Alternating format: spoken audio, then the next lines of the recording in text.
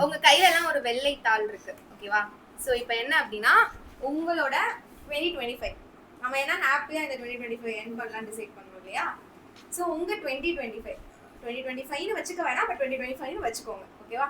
2025ல நீங்க அச்சீவ், என்ன சொல்றது, உங்களுக்கு நடந்த ஏதாவது ஒரு விஷயத்தை பத்தி கதையாவோ கவிதையாவோ எழுதலாம், ஓகேவா?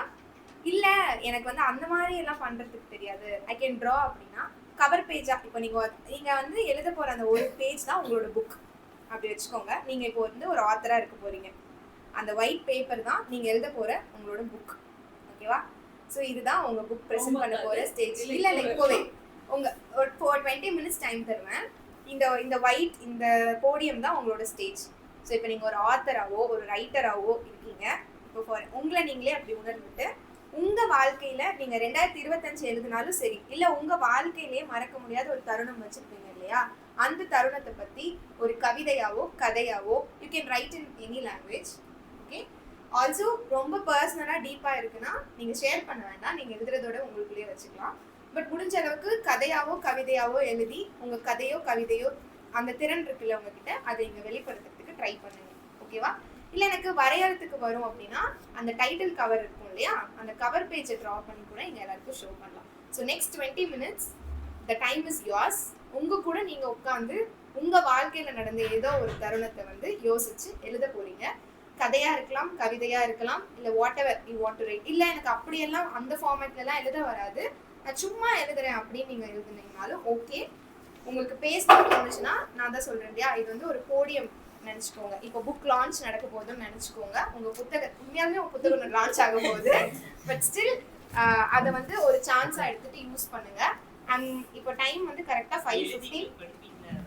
நீயே வந்து படிக்கலாம், யாரும் படிக்க மாட்டாங்க உன் புத்தகத்தை. அதான் சொல்றேன் இல்லையா, அந்த ஒயிட் ஷீட் வந்து it's going to be your, ஓகேவா? எது மாதிரி வேணாலும் எழுதலாம், கவிதை எழுதலாம், கதையா எழுதலாம். இல்ல எனக்கு அந்த மாதிரி எல்லாம் எழுத வரல, நான் வந்து பேச்சு வழக்கிலே எழுதுறேன், ஆனா நான் ஒரு சில விஷயத்த கன்வே பண்ணணும்னு நினைக்கிறேன், பட் எனக்கு அதை வந்து எழுதி சொல்ல தெரியாது, நான் பேச்சு வழக்கிலே சொல்றேன்னா அதுக்காகவாச்சும் எழுதலாம். So time is 5:15 now until 5:35 I'm going to give time. 5:35 என்னடா இவ்வளோ கம்மியாக தரேன்னு யோசிக்காதீங்க, பிகாஸ் உங்க எல்லாருக்கும் தெரியும் தூரத்துல இருந்து வந்தவங்களும் இருக்காங்க இல்லையா, டைம் கன்ஸ்ட்ரெயின்லாம் இருக்கனால 5:35 வரைக்கும் 5:35 வரைக்கும் நான் வந்து டைம் தரேன். 5:40 வரைக்கும் டைம் தரேன். 5:15 to 5:40 I'm giving time. Whatever உங்களுக்கு தோன்றது. 2025 நான் எக்ஸாம்பிளுக்கு ஏன் சொன்னேன்னா, because we are going to end this இயர்ங்கிறனால நான் 2025 சொன்னேன். இல்லை மற்ற வருஷங்களை கூட நீங்கள் எடுத்துக்கணும்னா எடுத்துக்கலாம். ஸோ 5:15 5:40 வரையும் டைம் எடுத்துக்கோங்க. பார்க்லனால நிறைய இடம் இருந்துச்சு, இங்கே எனக்கு நிறைய இடம் இல்லாத காரணத்தினால உங்களுக்கு கம்ஃபர்டபுளாக இந்த ஹாலில் கீழே உட்காந்து கூட எழுதிக்கோங்க. உங்களுக்கு எங்கே கம்ஃபர்டபுளாக ஃபீல் பண்ணுறீங்களோ அங்கே உட்காந்து எழுதிக்கோங்க. I hope everybody is having fun. அந்த வழிகளை கூட நீங்கள் எக்ஸ்போஸ் பண்ணுங்க. நான் தான் சொல்கிறேன், நெக்ஸ்ட்டு 5:40 அகைன் நான் கேட்பேன், யாரெல்லாம் வந்து ஷேர் பண்ணணும்னு நினைக்கிறீங்களோ இங்கே வந்து லிஸ்ட் ஷேர் பண்ணலாம். மைக் இருக்குது, இந்த போடியமாக நினச்சிக்கோங்க, உங்கள் புக்கை லான்ச் பண்ணுங்க. அண்ட் அந்த எல்லோ கலர் ஷீட் கொடுத்துருங்க இல்லையா, அது வந்து ஒரு சர்ப்ரைஸ், நான் தெரியாமல் கொடுத்துட்டேன், அதனால இதை முடிங்க. அதனால லாஸ்ட்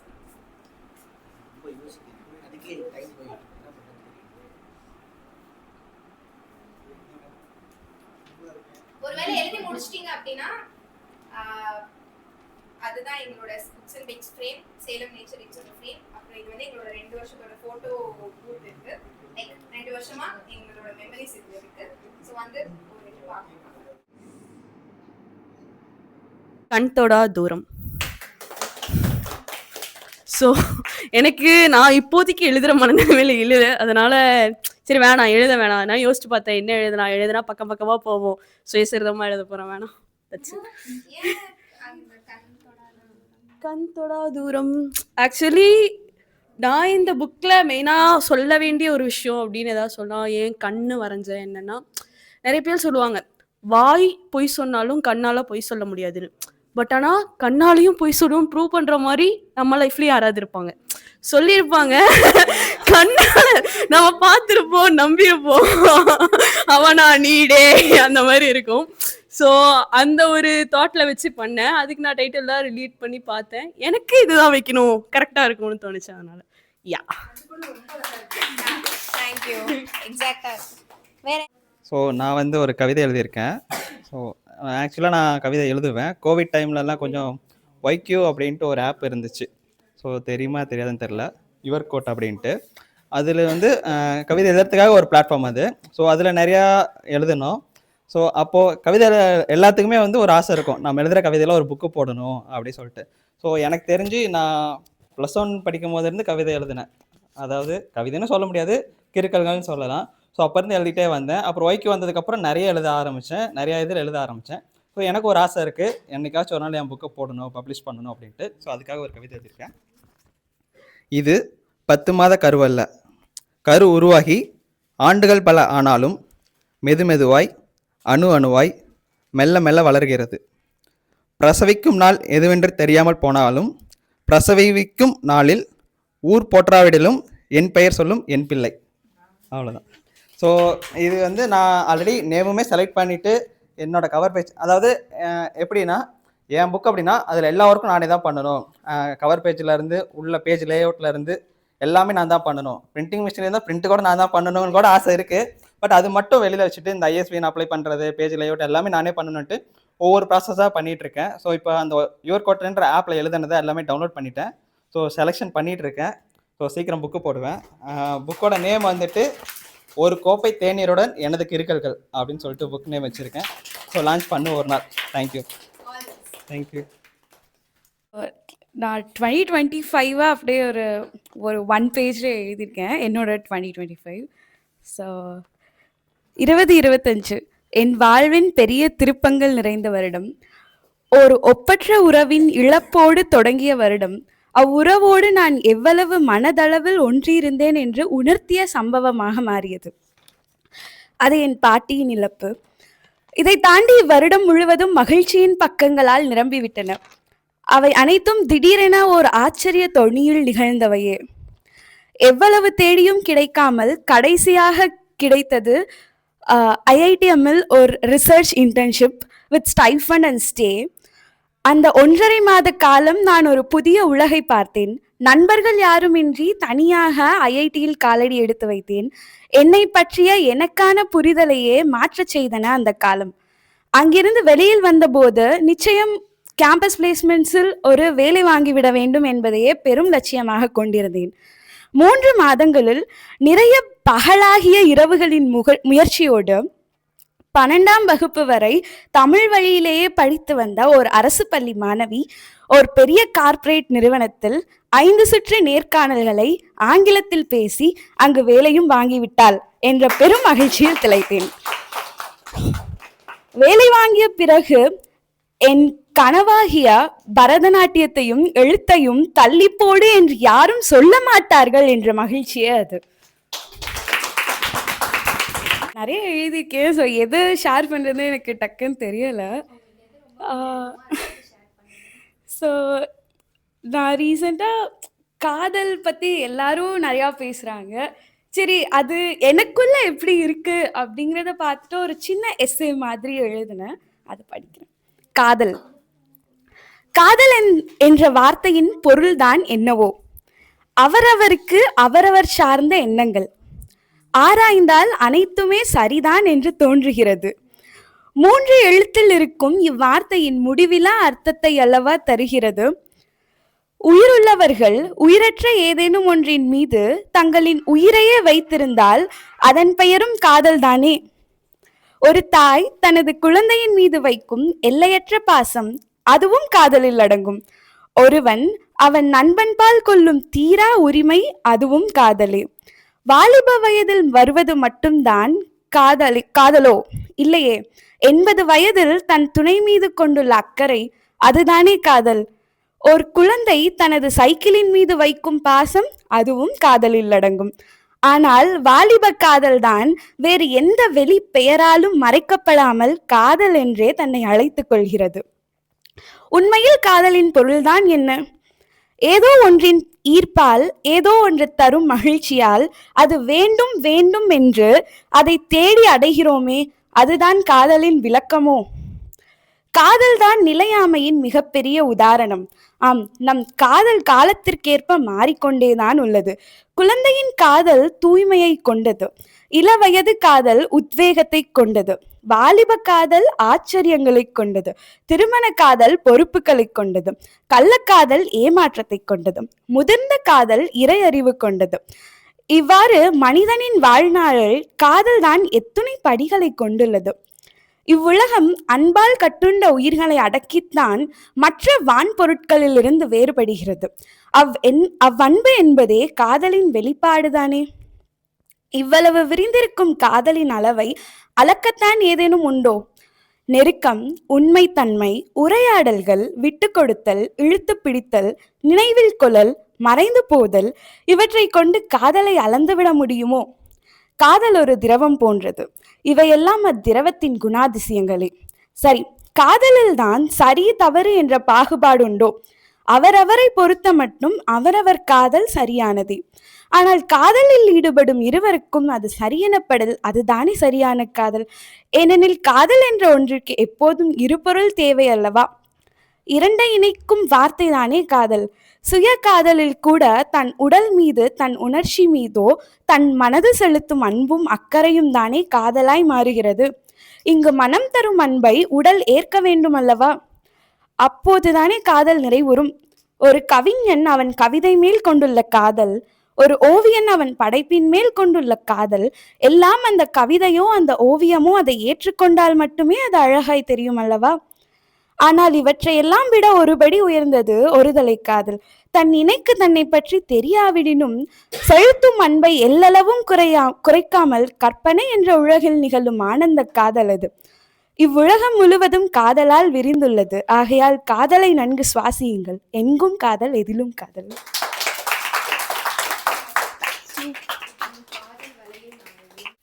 ஓகே, நான் வந்து சிங்கிள் பேப்பர் தான் கொடுத்தாங்க. அதை நான் ஃபோல்ட் பண்ணி ஒரு 4 பேஜஸாக மாற்றிட்டேன். ஸோ அதில் வந்துட்டு என்னோடய ஸ்க்ரிப்லிங்கும் இருக்கும், என்னோடய ஸ்க்ரிபிள் ஆஃப் த இயரும் ஒன்று இருக்கும். ஸ்க்ரிபிள் ஆஃப் த இயர் அப்படின்னா ஜஸ்ட் ட்ராயிங் மாதிரி. நீங்கள் ட்ராயிங்காக எடுத்துக்கணும்னு நினச்சிங்கன்னா ட்ராயிங்காக எடுத்துக்கோங்க. இதில் ட்ராயிங்காக எடுத்துக்க முடியாது அப்படின்னா அதில் நான் என்ன சொல்லியிருக்கேன்னு எடுத்துக்கோங்க போதும். ப்ளஸ் நான் ரைட் பண்ண போயம்ஸில் ரீசெண்டாக நான் ரொம்ப டச்சியாக, அதாவது ரியலிஸ்டிக்காக நடந்து அதுக்காக நான் எழுதின ஒரு போயம் வந்து ஆட் பண்ணியிருக்கேன். ஸோ ஃபஸ்ட் வந்துட்டு ஒரு ஸ்க்ரிப்லிங் தான். அது என்ன அப்படின்னா, இந்த இயருக்காக நான் எழுதியிருக்கேன். I got stuck between lot of circumstances, especially psychological stages. What a surprise! This time too I lost. What the matter is, in the battle of feelings, winner is my anger. As usual. Of course, it's not big breaking. So next வந்து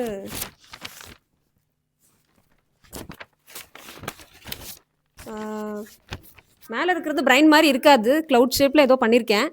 so பிரெயினையும் ஹார்ட்டையும் வந்து connect பண்ணுற மாதிரி ஒரு draw கொடுத்துருக்கேன். So இது வந்து என்னோடய இயற்காக நான் வந்து எனக்கு நானே சொல்லிக்கிற மாதிரி ட்ரா பண்ணியிருக்கேன். தென் லாஸ்ட் ஒன்றும் இல்லை, அதுக்கு முன்னாடி ஸோ ஒரு போம் ரீசெண்டாக வந்து தமிழில் வந்து ஒருத்தங்க எழுதியிருந்தாங்க. ஸோ அது பார்க்கும்போதே, அது வாசிக்கும் போதே ரொம்ப ரொம்ப ரெலவெண்ட்டாக இருந்துச்சு எனக்கு பர்சனலி. ஸோ அதை வந்து நான் வந்து இங்கிலீஷில் ட்ரான்ஸ்லேட் பண்ணியிருக்கேன். எனக்கு அந்த மாதிரி ஒரு give it a try அப்படிங்கிற மாதிரி கொடுத்துருக்கேன். அது என்ன அப்படின்னா, the lot of efforts you put for someone who never ever understands you but misunderstood. Half kg heartbreak, 1 kg hurt, half kg tears is absolutely free. So லாஸ்ட்டாக வந்து என்னோட favourite போம் இந்த இயரில் ரியலாக எனக்கு சர்ப்ரைஸாக லார்ட் வந்து கிஃப்ட் பண்ண ஒரு இன்சிடெண்ட்டுக்காக நான் வந்து தமிழில் இருக்க வார்த்தைகளை கோர்த்து, எனக்கு வந்த வார்த்தைகளை கோர்த்து ஒரு கவிதை பண்ணேன். அது என்ன அப்படின்னா, என்னை நினைப்பதால் கூட அவள் வருந்திட வேண்டாம் என்று இறைவனை வேண்டிக் கொண்டு நடந்தேன். எப்படி இருக்க, அவளோட டோன் இப்படிதான் இருந்துச்சு ஆக்சுவலி. எப்படி இருக்க என்ற எதிர்பாரா குரலில் மிகப்பெரிய இடைவெளிக்கு பிறகு சந்தித்தேன் அவளோடு என்னையும். தேங்க்யூ.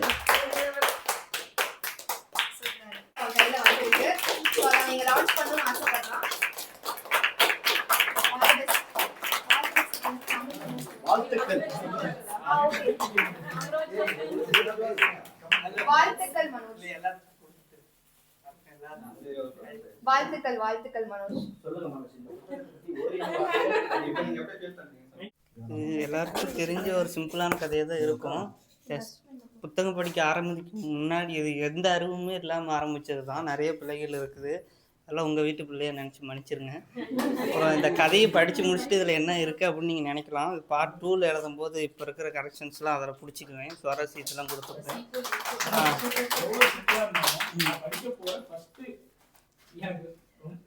ரொம்ப தெரிஞ்சு ரொம்ப பேசி பழகின ஒரு ஆளோட ஒர்க்குன்னா இதுதான்.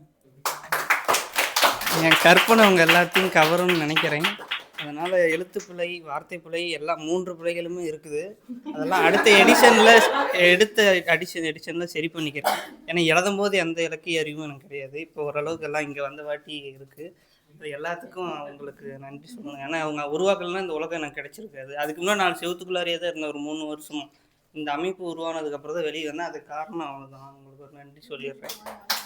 இந்த புத்தகம் வெளிவர நிறைய பேர் உதவியாக இருந்தாங்க. இந்த நான் புக்கை வந்து பப்ளிகேஷன் கொடுக்கும்போது ஒரு 15 பக்கம் மட்டும்தான் எழுதி கொடுத்தேன். எனக்கு எந்த இலக்கிய உலகத்தை பற்றி எதுவுமே தெரியாது. 15 பக்கத்தை கொண்டு போய் கொடுத்து என் புக்கை அடித்து தருவீங்களா, பப்ளிஷ்னா கூட எனக்கு தெரியாது, புக்கை அடித்து தருவீங்களான்னு கேட்டேன். அவங்க படித்து பார்த்துட்டு நீங்கள் எழுதுங்கன்னு சொல்லி ஒரு 9 மாதம் எனக்கு கைட் பண்ணாங்க. அந்த 9 மாதம் அவங்க என்னை படிங்கன்னு தான் சொன்னாங்க. ஆனால் நான் படிக்கவே இல்லை. எழுதி முடிச்ச வாட்டி தான் அந்த ரீடிங்குள்ளார இங்கே வந்த பிறகு தான் வந்தேன். அதனால் நிறைய பிள்ளைகள் இருந்தாலும் எல்லாம் மன்னிச்சுட்டு எல்லாம் ஒரு 15 புக்கு கொண்டு வந்திருக்கிறேன். எல்லாம் கருணியின் அடிப்படையில் எல்லாம் வாங்கிக்கோங்க. நான் எல்லாம் உங்களை நம்பி தான் பப்ளிகேஷன்லேருந்து வாங்கிட்டு 300 ரூபா நான் ஆத்தர் காப்பி ப்ரைஸ் என்னவோ அதை மட்டும் கொடுத்தா போதும். ஏன்னா அங்கே ரிட்டன் நான் காசு கொடுக்குறேன், என்கிட்ட அவ்வளோ பணம் இல்லை. ஆனால் ஃப்ரீயாக கொடுக்க முடியாது. நெக்ஸ்ட் டைம் கொஞ்சம் டெவலப் ஆகிட்டுனா நெக்ஸ்ட் புக் சிறுகதை தொகுப்பு எழுதி வச்சுருக்கேன், அதை எல்லாத்துக்கும் ஃப்ரீயாக கொடுக்குறேன். All the best.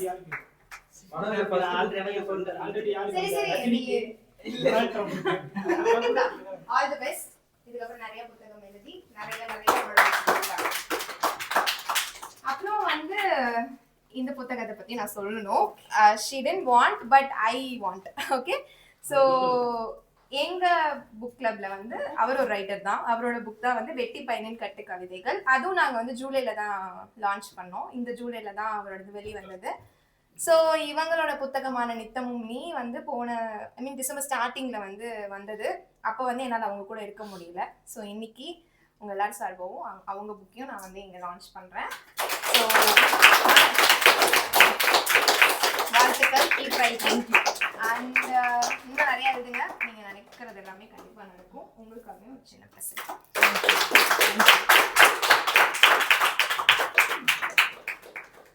நீங்க ஏதாவது பேசணுமா?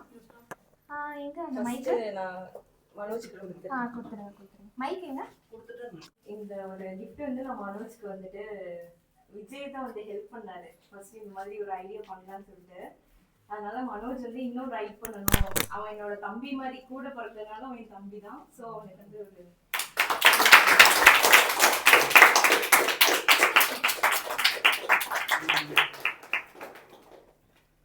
அப்புறம் ஷிஃபாக்கு ஒரு கிஃப்ட் வச்சிருக்கேன். அப்ப அந்த குட்டி கிஃப்ட் எனக்கு இல்லையா? அந்த குட்டி கிஃப்ட் எனக்கு தர மாட்டீங்களா? இது எல்லாருக்கும் குட்டியா ஒண்ணு கொடுத்தீங்களே, அது உங்களுக்கு கடைசி தரேன். எல்லாமே உங்களுக்கு. எனக்கு எப்பவுமே இந்த லிட்டில் திங்ஸ்ல தான் ஆசையா இருக்கும். குட்டியா எல்லாருக்கும் கொடுத்துட்டீங்க. யாரையா சத்தியமா ரியலி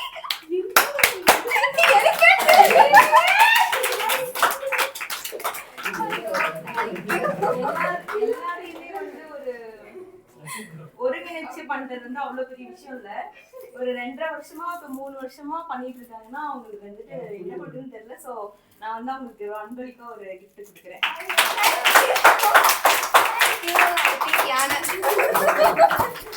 இன்னொரு கிஃப்ட் இருக்கு. ஆக்சுவலி வந்து வெட்டி பையனின் கட்டு கவிதைகளோட புக் லான்ச் வந்து என்னால வர முடியல. சில காரணங்களால என்னால வர முடியல. ஹெல்த் இஷ்யூஸா இருந்துச்சு. ஸோ அவருக்காகவும் இன்னும் அந்த ரைட்டிங் தொடரணும் அப்படின்றதுக்காக ஒரு சீரியல் இருக்கு.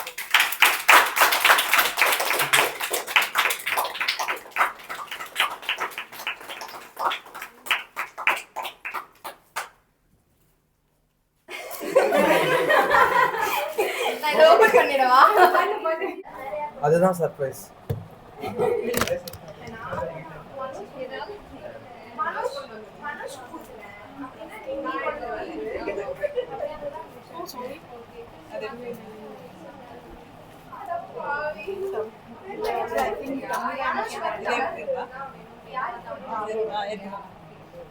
வேற யாரும் புக் எக்ஸ்சேஞ்ச் கொண்டு வரல. நான் கொண்டு வந்தவங்க நீங்க புடிச்சீங்களா? செட் பண்ணிக்கலாமா? எல்லாம் நல்லா இருக்குது. என்னது நீங்க கொண்டு வந்தது எல்லாரும் ஸ்லைட்டா ஏகிட்ஸ் போகும்.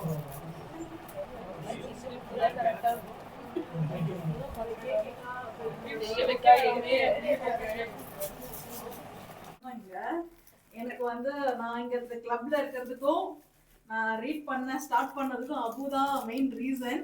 ஸோ அதுக்கு நான் கிஃப்ட் பண்ணி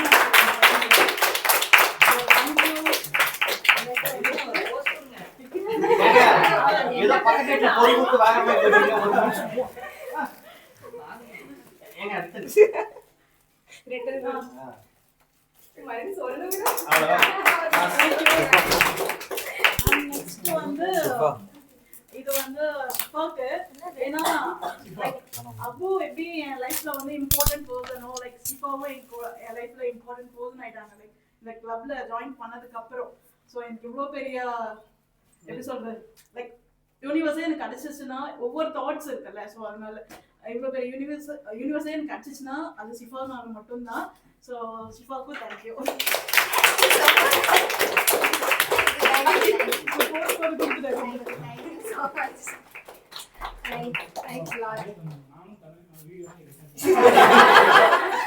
நான் அந்த கேப்ல யானை மட்டும் பிடிச்சு பார்த்துட்டேன்.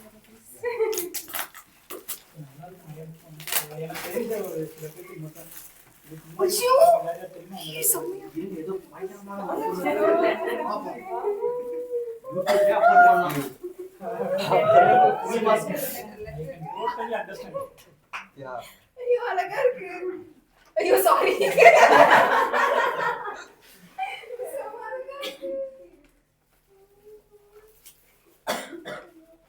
எனக்கு ஒரு பக்கோடா கண்ட காட்டல. நீங்க சொல்றீங்க. நீ எங்க வந்தா ஃபோக்கஸ் பண்ணிட்டு இருக்கான். ஐயோ எங்க பெரிய பாப்பா பண்றாரு. நல்ல போ. இது வீடியோல ரெக்கார்ட் எங்க அப்பா ஒண்ணும் சொல்ல மாட்டாங்க. Okay bro.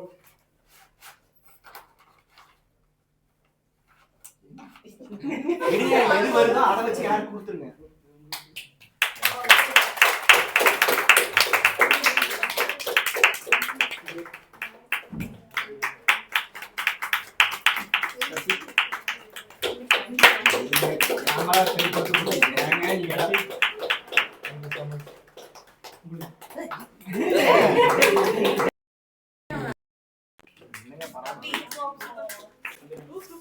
Oh, thank you.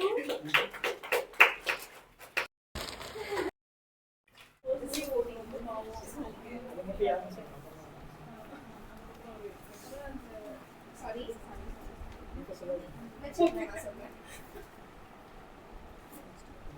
இது சென்னையில வந்தவங்களுக்கு. So we are going to cut the cake now. So அந்த செலிப்ரேஷனில் நீங்களும் இருக்கணும்னு நினச்சேன். ஸோ அதனால தான் எல்லாரையும் வர சொன்னேன். ஸோ ஜாயின் பண்ணியிருக்க எல்லாருக்கும் ரொம்ப ரொம்ப thank you. Yeah we can start. So நான் வந்து இன்ஸ்டாகிராம் பேஜ் வச்சுருக்கேன் ரீடர்ஸ் கதை அப்படின்ட்டு. ஸோ இப்போ வந்து 11K சப்ஸ்கிரைபர் வந்து காட்டுறாரு. சூப்பர். தேங்க்யூ. அப்படியே லைனாக வாங்க ப்ளீஸ். என்னை கூப்பிட வைக்காதீங்க. அப்படியே லைனாக வந்துடுங்க. நீர் வாசிப்பு, தொடர் வாசிப்பு, தொலைபேசி பயன்படுத்துவதை குறைத்தது. நல்லது.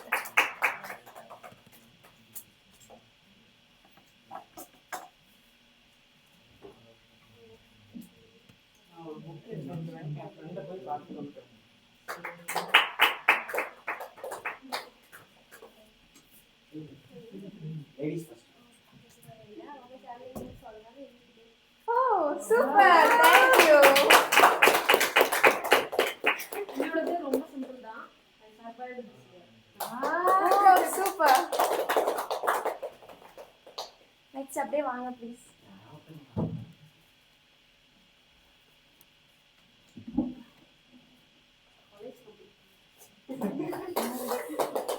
One second.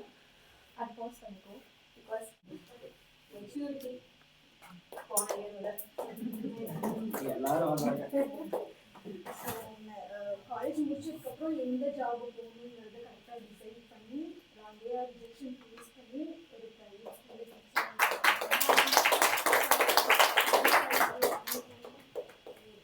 Emotional maturity, hard to 10 அதெல்லாம் அக்செப்ட் பண்ணிட்டு அதுக்கேற்ற மாதிரி எமோஷனல் மெச்சூர் ஆகணும்.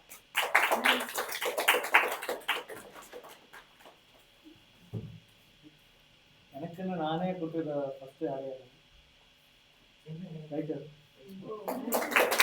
நானா எடுத்துங்களா எல்லாமே சேர்ந்து எனக்கு கொடுத்தாங்க.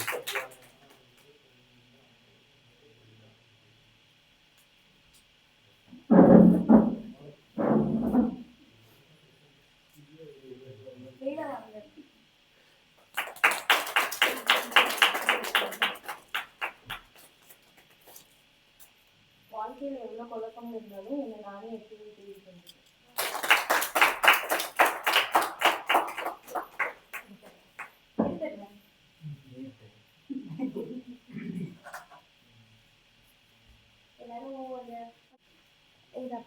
டிஃப்ரெண்ட் டைப்ஸான எமோஷன்ஸ் பற்றியான மெச்சூரிட்டி வந்து இந்த இயரில் எனக்கு அதிகமாக இருக்குது. ஆக்சுவலி இந்த இயர் வந்து ஐ last my world but I am still here. ஆனால் என்னோட வேர்ல்ட் வந்து எனக்கு ஒரு பெரிய யூனிவர்ஸ் கொடுத்துருக்கு.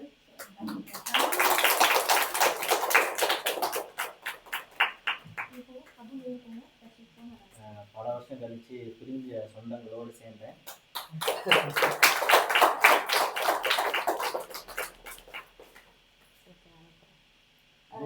ஐ யூஸ் டு செலிப்ரேட். எனக்கு வந்து எல்லா நார்மல் டேஸும் அதாவது ஸ்பெஷல் டேஸ்லாம் வரும் இல்லையா, ஸோ அதை வந்து I love to make it as a memorable one. நார்மலாக எந்த டேஸாக இருந்தாலும் I use to do that for my loved ones. But this year I celebrated my birthday by taking myself to a solo trip. Stayed there and celebrated myself all alone with strangers. சின்ன சின்னதாக நிறைய heights போயிருக்கேன். ஏற்காடு வந்து ஃபுல்லாக நடந்து ஏறது வந்து impossible நினச்சிட்டு இருந்தேன். இந்த வருஷம் வந்து அக்டோபர் 3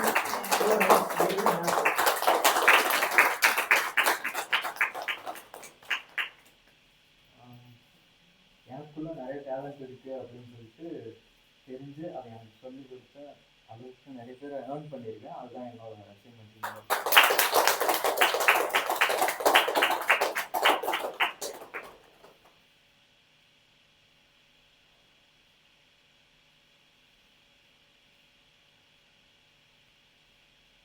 எல்லாரும் வச்சிட்டீங்கல்ல? ஓகே. ஸோ என்னோட பிக்கஸ்ட் அச்சீவ்மெண்ட் என்ன அப்படின்னா, மற்றவங்க என்ன நினைப்பாங்க அப்படின்னு யோசிக்காம எனக்கான ஒரு வாழ்க்கையை நான் வந்து சூப்பராக ஹாப்பியாக வாழ்ந்திருக்கேன். அந்த வாழ்க்கை வந்து எனக்கு நிறைய லெசனை தந்திருக்கு, நிறைய குட் பீப்புள்ஸ் தந்திருக்கு, நிறைய குட் ஹார்ட்ஸ் ஏர்ன் பண்ணியிருக்கேன். ஸோ அதுதான் இந்த ஸோ இந்த 2 இயர்ஸ் இது வந்து இன்னும் பல இயர்ஸாக போகணும். இது போல பல மடங்கு பீப்புள் வரணும். இங்கே வந்து எத்தனை பேரோ ரைட்டர் ஆகிருக்காங்க, அவங்க செல்ஃபை அவங்க உணர்ந்திருக்காங்க. எனக்குள்ளே இவ்வளோ டேலண்ட்ஸ் இருக்கா, நாட் ஓன்லி அபவுட் ரைட்டிங், எனக்குள்ளே இவ்வளோ டேலண்ட்ஸ் இருக்கான்னு சொல்லி நான் இவ்வளோ ஃப்ரீயாக ஒரு ஸ்பேஸ் கொடுத்துருக்கேங்கிறது எனக்கு சென்னை மீட்டில் தெரிஞ்சிச்சு. நான் சேலம் மீட்க்கு இன்னைக்கு கால் வந்து அவ்வளோ நர்வஸாக இருந்தேன். பிகாஸ் எனக்கு தெரியல, ஏன்னா சேலம் அளவுக்கு இங்கே சென்னை அளவுக்கு இங்கே போகுமா அப்படின்னு சொல்லி எனக்கு தெரியல. இவங்க ஒருத்தவங்க சொன்னாங்க இல்லையா, இன்னைக்கு நான் தான் ரொம்ப சந்தோஷமா இருந்தேன். அதுதான் எனக்கு கிடைச்ச ஒரு பெரிய கிஃப்டாக நான் ஃபீல் பண்ணுறேன். ஸோ இதே மாதிரி இன்னும் நிறைய நான் பண்ணணும்னு நினைக்கிறேன். அது எல்லாத்துக்கும் நீங்கள் சப்போர்ட் பண்ணுவீங்கன்னு நான் நம்புகிறேன். So with this happiness, so books and bags is stepping in to 3rd year. Also Jan 8 நம்ம Jan 8 மறுபடியும் ஒன்றா மீட் பண்ண முடியாது. ஸோ Jan 8 வந்தது அப்படின்னா 1000 days of books and bakes. So அதுக்காக நான் எல்லாரும் சார்பாகவும் இந்த கேக் கட் பண்ணுறேன். So thank you for believing in Books and Bakes, and thank you for being here.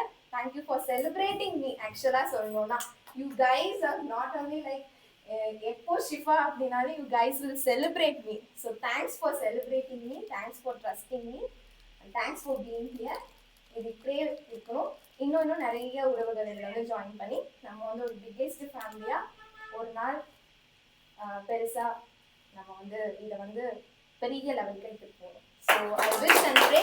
So with this, I am wishing you all a happy new year. கண்டிப்பாக உங்கள் எல்லாருக்கும் next year வந்து ரொம்ப ஹாப்பியாக இருக்கும். Whatever ups and downs இருந்தாலும் கண்டிப்பாக ECG மாதிரி எல்லாமே அப்படி ஓடிட்டே இருந்தாலும் லைஃப். ஸோ நமக்கும் அது மாதிரி ஓடி நல்லபடியாக நம்மளோட லைஃப் எண்ட் ஆகும். ஸோ 2026க்கு என்னோட பெஸ்ட் விஷஸ். 2025 எப்படி போயிருந்தாலும் சரி 2026 ஹாப்பியாக ஃபேஸ் பண்ணுங்கள், தைரியமாக ஃபேஸ் பண்ணுங்கள். வாட் எவர் ஹேப்பன், இனிமேல் உங்கள் எல்லாருக்கும் புக்ஸ் அண்ட் டைப்ஸ் இருக்குது. Any time you can come here. And வழக்கம் போல் இந்த பிளேஸ் வந்து லாஸ்ட் மோமெண்ட்டில் கேட்டாலும் அங்கிள் எப்பயுமே நோ சொல்லாம எனக்காக பிளேஸ் கொடுத்ததுக்கு, எனக்காக இவ்வளோ டைம்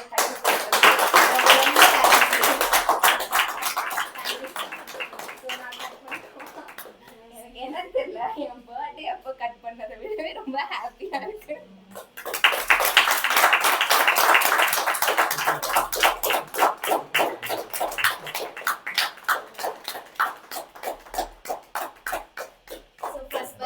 Sorry, நானே சாப்பிட்டுக்கிறேன். I want to celebrate myself. Thank you so much. Thank you so much. Thank you so much. In the day.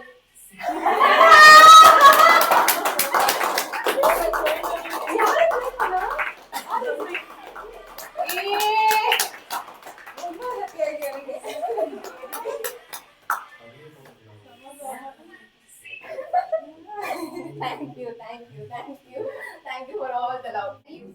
எனக்கு எல்லாரும் விட்டுட்டா நல்லா இருக்கும்.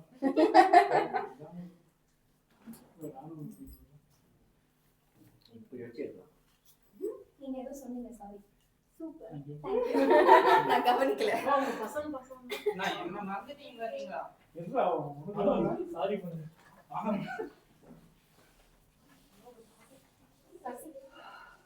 ரைட்டர் இன்னொரு ரைட்டருக்கு தராங்க.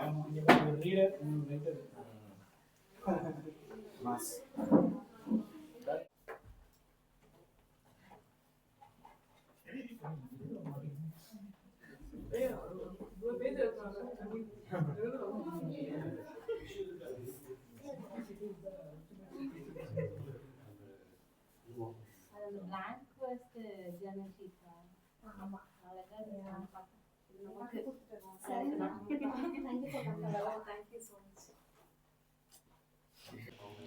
நீங்க எல்லாரும் போய் மீதி சண்டேவை ஹாப்பியா என்ஜாய் பண்ணுங்க.